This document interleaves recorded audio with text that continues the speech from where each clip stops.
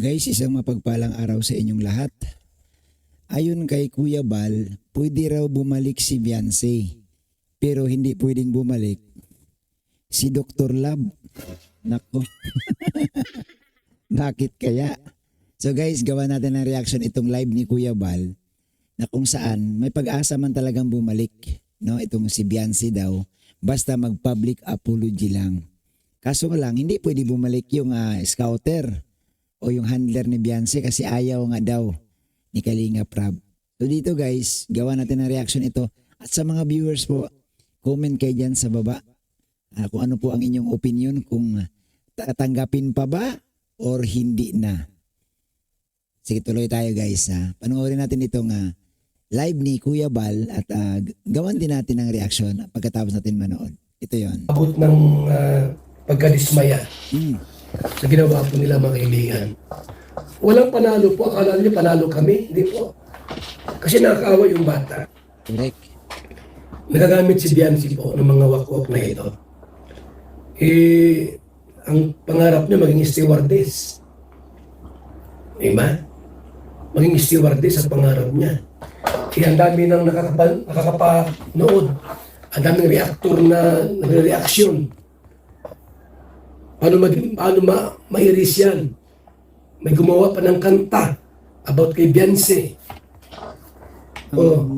Kung baga sa ano po, mga kaibigan. Ang masakit lang dyan, Kuya Bal, kasi may mga nagre-reaction din na talagang below the belt na ang hataw. Yung bang pagsabihan ka ng ang sagwa, kapag napanood mo yung mga ibang reaction na talagang binabanggit na yung mga parts ng katawan na hindi man karapat-dapat sana, yun ang mahirap na. Ito yung mga nag-reaction na di ko alam kung kalingap ba yan. Pero nung napanood ko, bang pag hindi ka sanay sa ganong klaseng mga word, hindi mo talaga ma-attempt na tapusin. So yun yung nakakaawa dito na si Beyonce ang napupuruhan. Malaki po ang epekto sa ginawa po nila. Kasi yung nagsulsul po, wala ring utak. Hindi kayo naawa sa bata. Ang nagsulsul dyan, Kuya Bal, ang gusto na nagsulsul, kumita. Gusto na nagsulsul. Ang duda ko kasi dyan, siguro inisip nila na matulad doon sa pag-alis ni Ruel Malalag na nagkaroon ng sariling community na nagtagumpay, lumaki. Iba man kasi yun si Ruel . Si Ruel naman kasi talagang sinundan ng tao dahil nagpatuloy sa mga kawang gawa. Kaya lumaki ang kanyang community. Dito kasi sa kay Beyonce mukhang hilaw na hilaw . Kaya walang nangyari. Panay sulsul ninyo, panay ang ano nyo ng mali. O sino po ang napapahamak dito? Ang nasisira, si Beyonce. Si Beyonce ang napapahamak. Okay lang yung ina at yung ama. Matanda naman na yun. Okay lang na sila masira o ano. Ang anak po, ang kawawa dito kasi may pangarap pa maging stewardess .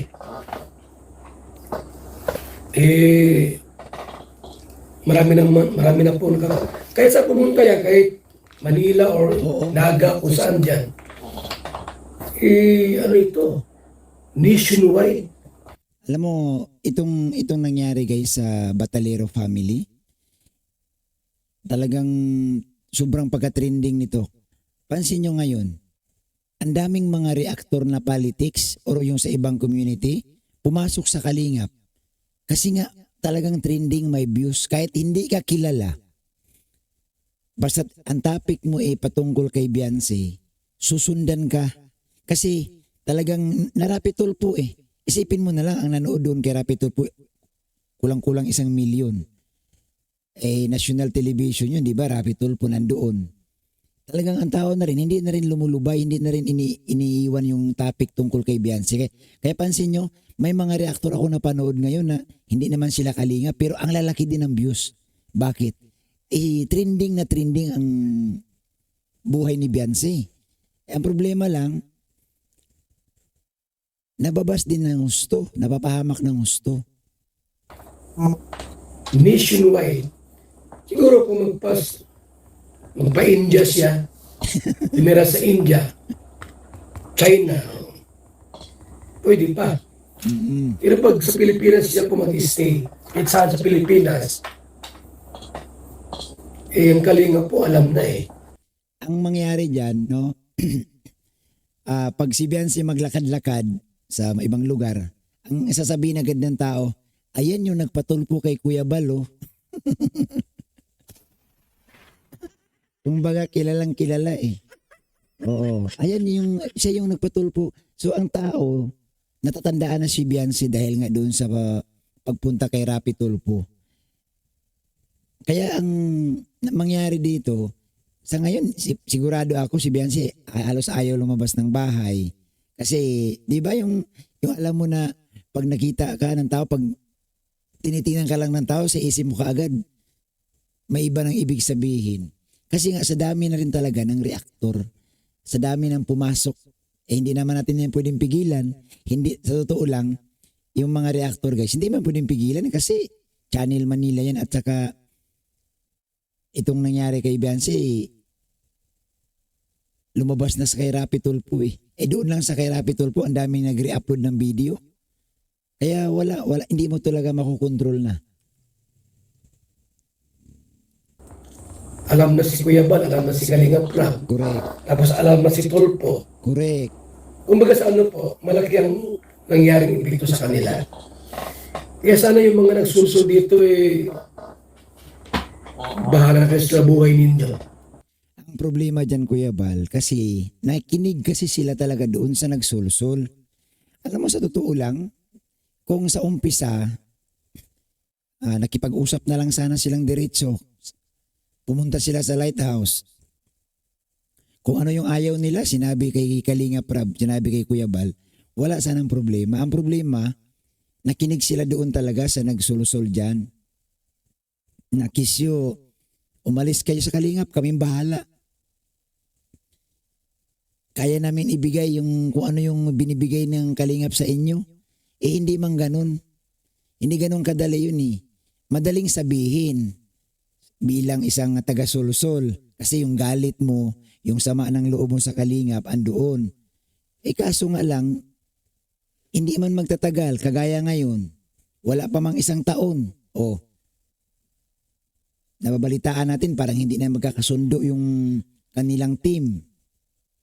Nagsisisihan na. So, yun ang kaibahan. Diba? Kung makinig ka kasi sa sulsul talaga, malabo eh. Kasi panandalian lang yan eh. Wala mang sponsor na sustintuhan ka habang buhay.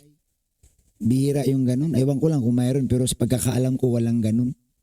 Kung sa Kalingap ka lang, kung nakinig lang siya, walang problema dun kung nangyari na palagay natin, nagtampo sila dahil nga sa pambabas, di dapat dumirekta sila kay Kalinga Prab. Kung Kalinga Prab, baka pwede naman ganito, mag-request kung anong pwedeng gawin. Ang problema, lumayo, dumistansya sila kay Kalinga Prab at si Dr. Lablagi ang kanilang spokesperson.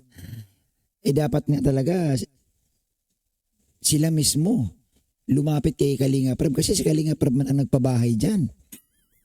Ang problema hindi mali yung nilapitan. Kasi nga talagang napaniwala sila sa mga nagsulsol. Kung may karamang dumating, bahala na kayo sa buhay ninyo. Kawawa si Beyonce po, sa totoo lang, mga kaibigan. Salamat po sa nagpagkulay.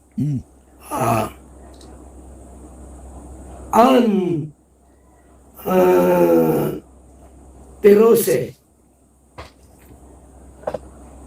Thank you po.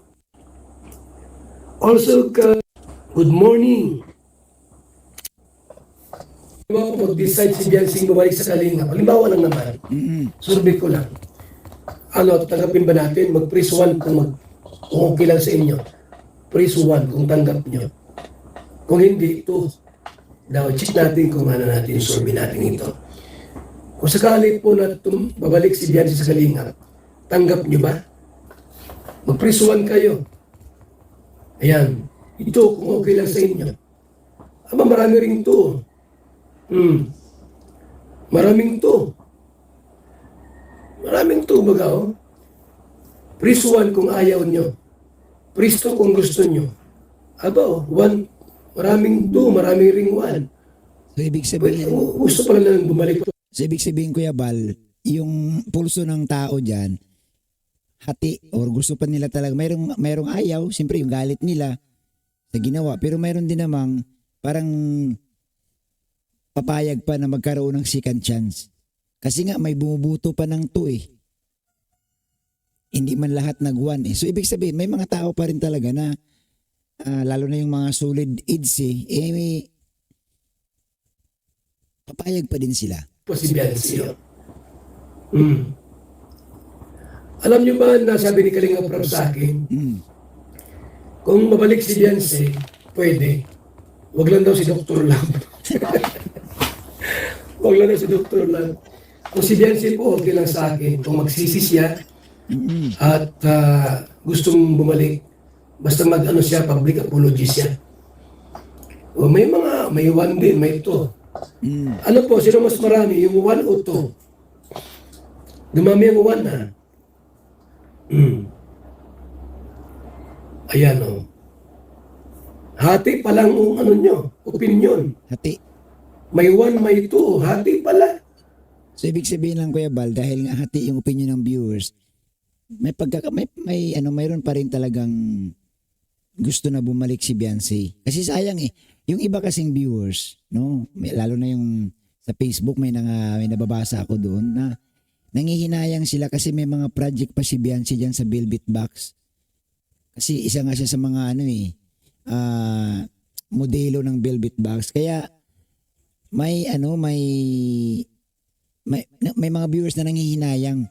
Yung iba okay na daw kahit na wag na i-love team si Bianci, pero nanghinayang sila doon sa trabaho na binigay ni Kalinga Prab na nawala.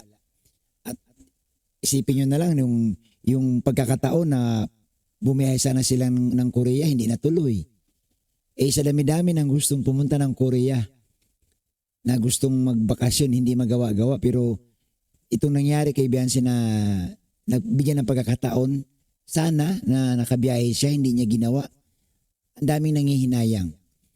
So doon sa mga viewers na hati ang kanilang opinion, yung iba gusto, yung iba naman ayaw, siyempre, choose nyo yan no? Kung ano po yung gusto ninyo. Pero sa bandang huli dito, si Kalinga Prab pa rin naman ang magde-decide. Siyempre, beneficiary ni Kalinga Prab yan At ang alam ko, na si Kalinga Prab nag-message nga din, no? Kung matandaan ninyo, na ang sabi ni Kalinga Prab, Bianci, hindi pa huli ang lahat. So magandang mensahe yun ni Kalinga Prab na gano'n na mabasa, no? Yung comment sa isang live, magandang mensahe yun. May 2. May 1. Tanggap nyo pala si Bianci. Ano daw po, ano ang inyong masabi rito? Yung mga yung mga nag-1, bakit 1 po? Yung 2, bakit 2? Marami ring 1 ba? Maraming 1, maraming 2. So hati, 50-50. 1 maybe. Just 4. Ano yun? Wala na bigla. Balance no? Edo wants to go back. Ano wants to go back? Si Eds. So, it's a package, Brother Val. Mag-public apology lang daw po ang gagawin niya. I will not be back because hindi ko halos mabasa po kasi biglang So,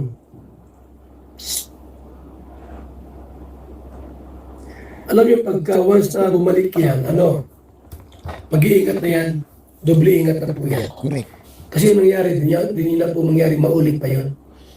Yung mga bumabalik po sa Kalinga, nag-iingat din mo si Federico Santos. Ingat siya sa content niya na hindi niya masagasaan ng Kalinga.